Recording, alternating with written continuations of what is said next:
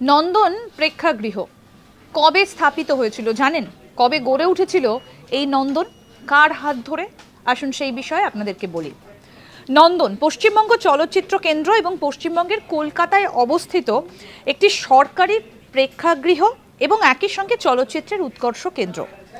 পশ্চিমবঙ্গে চলচ্চিত্র শিল্পের বিকাশ এবং সাধারণ মানুষের মধ্যে চলচ্চিত্র সচেতনতা যাতে বৃদ্ধি পায় সেই জন্য 1985 সালের 2রা সেপ্টেম্বর পশ্চিমবঙ্গ সরকার কর্তৃক এই নন্দন প্রেক্ষাগৃহ প্রতিষ্ঠিত হয়েছিল।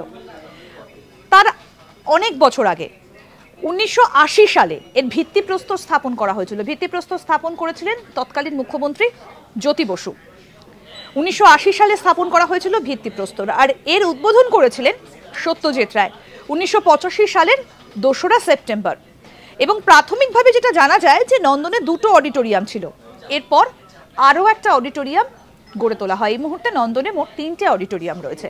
দেখতে থাকুন আজ তাক বাংলার ইউটিউব চ্যানেল, সাবস্ক্রাইব করুন।